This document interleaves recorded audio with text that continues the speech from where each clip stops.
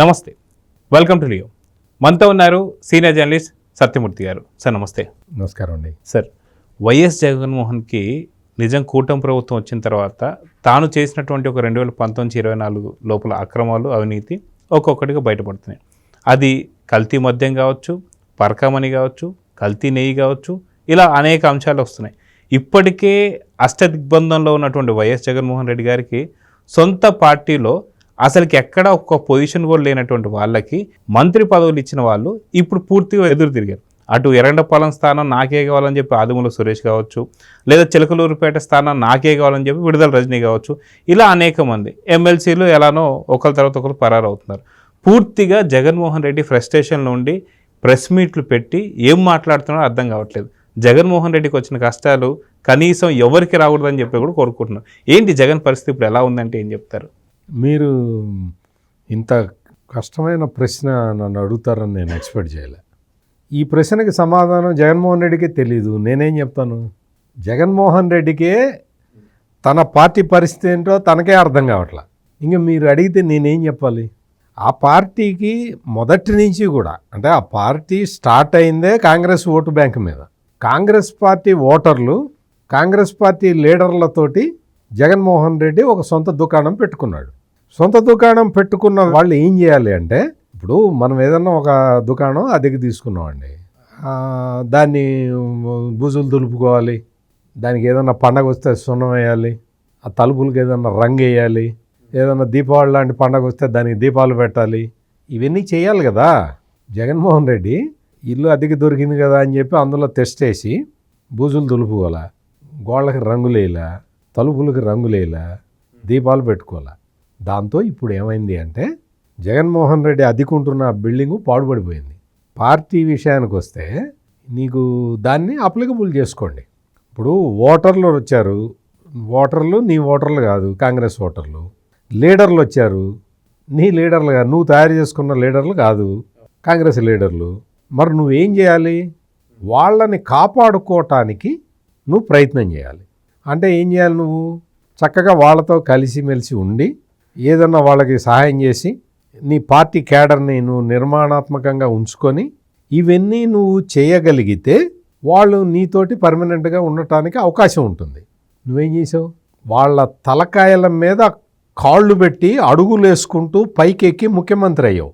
ముఖ్యమంత్రి అయిన తర్వాత, పైకి ఎక్కిపోయిన తర్వాత, ఒంటి స్తంభం మేడలోకి పైకి చేరిన తర్వాత తలుపులు వేసుకొని కూర్చున్నావు. ఎవరిని రానివ్వలేదు, ఎవరిని చూడనివ్వలేదు, ఎవడి సమస్య వినలేదు.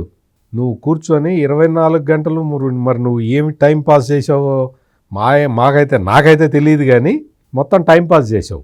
టైం పాస్ నువ్వు ఎట్లా చేసావు అంటే, ఇందాక మీరు లిస్ట్ చెప్పారు కదా, మద్యం కుంభకోణం, తిరుపతి లడ్డు కల్తీ కుంభకోణం, పరకామణిలో ఆస్తులు సెటిల్మెంట్ కుంభకోణం, ఇటువంటి కుంభకోణాలన్నీ చేసుకోవటంలో తల మునకలై ఉన్నావు.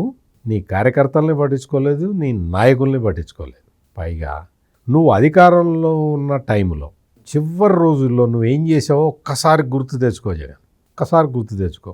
నువ్వు మొత్తం నీ కులానికి సంబంధించిన వాళ్ళ సీట్లేమో పదిలంగా ఉంచావు, ఎస్సీ ఎస్టీ సీట్లన్నీ మార్చావు. అంటే అర్థం ఏంటి?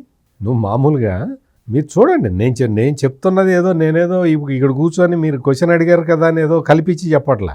ఎస్సీ ఎస్టీ నియోజకవర్గాలన్నీ మార్చాడు, ఎమ్మెల్యే స్థానాలు మొత్తం మార్చేసి కొత్త వాళ్ళకి పెట్టాడు. మరి చాలామంది పెద్ద పెద్ద నాయకులు ఉన్నారు కదా, వాళ్ళని ఎందుకు మార్చలే? రెడ్డి నాయకులు ఉన్నారు, వాళ్ళని ఎందుకు మార్చలా?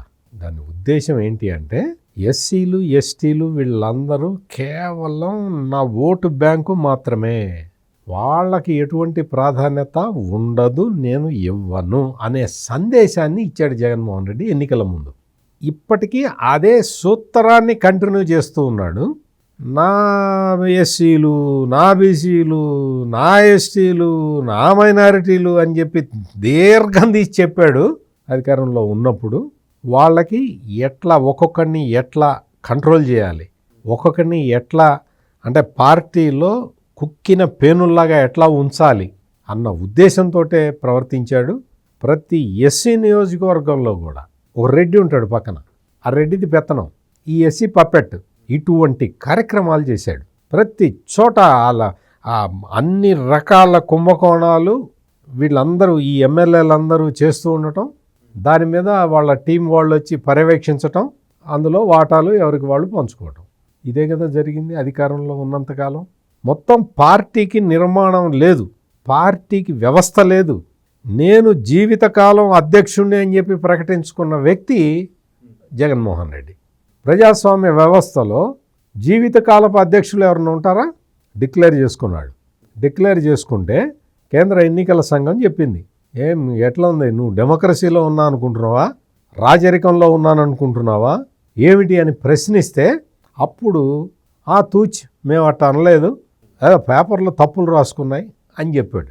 పేపర్లో తప్పులు రాసుకోలే, తీర్మానం పెట్టి వైఎస్ఆర్సీపీ ప్లేనరీ అని పెట్టి ప్లేనరీలో తీర్మానం పెట్టి విజయసాయిరెడ్డి ఇది చెప్పి అందరూ సపోర్ట్లు కొట్టి దానికి సజ్జల రామకృష్ణారెడ్డి సపోర్ట్ చేసి జీవితకాలపు అధ్యక్షుడిగా మా జగనన్నని మనం శాశ్వతంగా నేను అని చెప్పి కబుర్లు చెప్పి ఆ తర్వాత పేపర్లో తప్పు వచ్చిందండి మేము అట్లా చేయలేదని చెప్తావు. అంటే నీకు మాట నిలకడలేదు. కార్యకర్తలు అంటే నీకు ఒక ఏమాత్రం ప్రేమ ఆపేక్ష లేవు. నాయకులు అంటే చులకన భావం. ఈ రోజున అధికారం కోల్పోయిన తర్వాత మళ్ళీ అధికారంలోకి రావటం ఎట్లా అన్న ఆలోచన, అన్న దుగ్ధ, అన్న రంది తప్ప 1,00,000 కోట్లు వేసావు కదా అధికారంలో లేనప్పుడు, మీ నాన్న అధికారంలో ఉన్నప్పుడు. ఆ తర్వాత ఇంకో 1,00,000-2 లక్షలు వేసి ఉంటావు కదా. ఇప్పటికైనా మనిషి మారాలి కదా.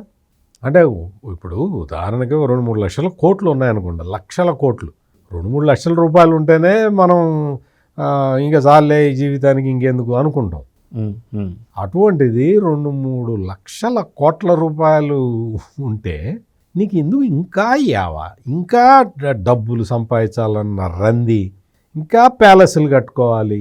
నీకు అక్కడ ప్యాలెస్ కట్టి ఇప్పుడు ఎలహంకలో ప్యాలెస్ ఉంది, లోటస్ పాండ్లో ప్యాలెస్ కట్టావు, లోటస్ పాండ్లో ప్యాలెస్ ఉంది, తాడేపల్లిలో ప్యాలెస్ కట్టావు. నీకు ఏమన్నా చిన్న చితక బిల్డింగులా అంటే పెద్ద రాజభవనాలు. మరి తాడేపల్లి ప్యాలెస్ అయితే మరీ అన్యాయంగా మొత్తం ఇంతింతలో గడ్డర్లు, ఒక 15-20 అడుగుల ఎత్తులో అనమాట. ఇంటి చుట్టూతా గవర్నమెంట్ ఖర్చుతోటి ఇనప గడ్డర్లు పెట్టించాడు. ఎందుకో తెలుసా జగన్ గారు? దూరం నుంచిట కొండ మీద నుంచి ఎవడున్న రాకెట్ లాంచర్ వేసినా కూడా ఆయనకి తగలకూడదుట. ఎవడేస్తాడా నీ మీద రాకెట్ లాంచర్లు? ఎవడేస్తాడు?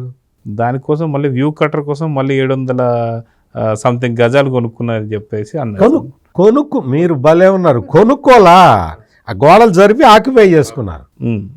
కొనుక్కోవటమా? అటువంటివి ఉంటాయా? మందే కదా రాజ్యం, మన చేతిలో ఉంది. రాజ్యం వీర భోజ్యం అనుకున్నాడు, కానీ ఇది ప్రజాస్వామ్యం అనుకోలే. నీకు ఆ ఇనప గడ్డర్లు ఏంటి, అదేంటి, అంత ఎత్తు ఏంటి, నీ బిల్డింగ్ కనపడకుండా పెట్టుకోవటం ఏంటి? ఆడెవడో రాకెట్ లాంచర్ వేస్తే నీకు తగులుతుందట, తగలకుండా ఉండాలట. ప్రభుత్వ నీ సొంత డబ్బులతోటి అన్నా పెట్టించుకోవాల్సింది. గవర్నమెంట్ ఖర్చుతోటి పెట్టించి ఇటువంటి పనులు చేసి అధికారంలో ఉన్నంతకాలం నీకు అక్కడ విశాఖపట్నంలో ఒక స్వామి ఉండేవాడు, ఇప్పుడు ఏమయ్యాడో కనపట్టలేదు కానీ, శారదాపీఠం ఆయన చెప్పాట, ఉత్తరాంధ్రాని పరిపాలనా కేంద్రంగా చేసుకుంటే నువ్వు అప్రతిహతంగా 30 సంవత్సరాలు నువ్వే ముఖ్యమంత్రి ఉంటావని చెప్పాట. అంటే ఆయనకి అప్పటికే 50 ఏళ్ళు, ఇంకో 30 ఏళ్ళు అధికారంలో, అంటే 80 ఏళ్ళు వచ్చే వరకు నువ్వు ముఖ్యమంత్రిగా ఉండాలని పెద్ద రోడ్ మ్యాప్ వేసుకున్నావు. ఆ రోడ్ మ్యాప్ ఏంటో తెలుసా? కార్యకర్తల్ని చేరదీయటం కాదు. ఆ రోడ్ మ్యాప్ ఏంటి అంటే ఋషికొండలో భవనం కట్టుకోవడం. 600 కోట్లు పెట్టి ఋషికొండలో భవనం కట్టుకున్నావు తప్ప కనీసం 600 మంది కార్యకర్తలకు నువ్వు పనిచేయలేదు. మొన్న ఒకసారి ఈయనెప్పుడో ఆ రాళ్లపాడు పర్యటనకి వెళ్ళాడు. వెళ్తూ ఉంటే దారి మధ్యలో ఒక ఆమె పాపం పరిగెత్తుకుంటూ వచ్చి పిల్లాడిని తీసుకొని వచ్చి, పిల్లాడికి అయ్యా క్యాన్సర్ అయ్యా, ఈ పిల్లాడికి ఏదైనా ట్రీట్మెంట్ ఇప్పించాయా అని ఆమె అడిగితే ఈయన ఏం చెప్పాడు తెలుసా? అసలు మీరెవరు ఊహించలేరు. ఒకవైపు ఏమో ఆ తల్లి వచ్చి పిల్లాడి క్యాన్సర్ అయ్యా, వాడికి ట్రీట్మెంట్ ఇప్పించాలి అర్జెంటుగా అంటే ఏమన్నాడు తెలుసా? 4 ఏళ్ళు ఆగమ్మా, మళ్ళీ మన ప్రభుత్వం వస్తుందమ్మా, మన ప్రభుత్వం రాగానే ట్రీట్మెంట్ చేయిద్దామమ్మా అన్నాడు. ఒక క్యాన్సర్ పిల్లగాడు వస్తే నీ దగ్గర నుంచి 1,00,000 రూపాయలు ఇవ్వలేవా? అయ్యో ఉంచమ్మా అని 1,00,000 ఉంచు, 1,00,000 కాదు 10,000 తీసి చేతిలో పెట్టి 10,000 ఉంచమ్మా, నేను కావాలంటే నేను మళ్ళీ బెంగళూరు వెళ్ళంగా నీకు పంపిస్తామ్మా అని చెబుతావా? క్యాన్సర్ తోటి ఉన్న పేషెంట్ పిల్లగాడిని 4 ఏళ్ళు ఆగు రాంగని చేయిస్తా అంటావా? పోని నీకు నీ డబ్బులు ఇవ్వటం ఇష్టం లేదు, నీ డబ్బులు చాలా విలువైనవి నీ దగ్గరే ఉంచుకుంటావు, నువ్వు ఎవరికి ఇవ్వవు. ఓకే, నువ్వేం చేయాలి? ఆ పిల్లాడి పేరు, పిల్లాడి తల్లి పేరు అవన్నీ కనుక్కొని, నువ్వు ఒక పులివెందుల ఎమ్మెల్యేవి కదా, నువ్వు పులివెందుల సార్ నేను పులివెందుల ఎమ్మెల్యేని, ఎవరో నా పర్యటనలో ఏమొచ్చింది, దయచేసి ముఖ్యమంత్రి సహాయ నిధి నుంచి, రిలీఫ్ ఫండ్ నుంచి ఈమెకి వెంటనే చికిత్స ఏర్పాట్లు చేయండి అని ఒక లెటర్ రాస్తే ముఖ్యమంత్రి చంద్రబాబు నాయుడు ఇమ్మీడియట్గా డబ్బులు శాంక్షన్ చేసి ఉచితంగా వైద్యం చేయించి ఆ డబ్బులు మొత్తం కూడా ప్రభుత్వమే భరించేలాగా చేయగలుగుతాడు. నువ్వు ఆ పని కూడా చేయలేదే, ఇగో ప్రాబ్లమా? చంద్రబాబు నాయుడికి ముఖ్యమంత్రికి ఒక లెటర్ రాయటానికి లెటర్ రాసి పడాయి. ఆ లెటర్ కూడా నువ్వు రాయక్కర్లేదు కదా, ఆడెవడో పిఏ రాస్తాడు, కింద సంతకం పెట్టి పంపించి చేస్తారు కదా గవర్నమెంట్. ఎన్ని వేల మందికి ఇస్తున్నారో తెలుసా సీఎంఆర్ఎఫ్ నుంచి.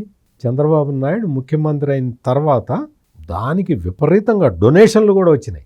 గవర్నమెంట్ బడ్జెట్తో పాటు డొనేషన్లు ఇచ్చి వాటిని మొత్తం కూడా రాష్ట్ర వ్యాప్తంగా ఇప్పుడు ఎక్కడైనా కానీ ఎమ్మెల్యే లెటర్ రాస్తే సీఎం రిలీఫ్ ఫండ్ శాంక్షన్ అయిపోతున్నది, వాళ్ళకి ఇచ్చేస్తున్నారు. పేదవాళ్ళు ఎటువంటి ఇబ్బంది పడకుండా ఉండాలని చెప్పి, వైద్య సహాయం వాళ్ళకి అందివ్వాలని చెప్పి ప్రభుత్వం ఇంత ప్రయత్నం చేస్తున్నది కదా. నువ్వు ఒక లెటర్ రాస్తే ఆ పిల్లాడికి హెల్ప్ఫుల్గా ఉంటుంది కదా, ఆ పని కూడా చేయలేదు జగన్మోహన్ రెడ్డి. అంటే ఎందుకు ఇవన్నీ చెప్పుకోవాల్సి వస్తుంది అంటే, ఏమీ లేదు, పార్టీ యంత్రాంగం లేదు, పార్టీ కార్యకర్తలను చూసేది లేదు.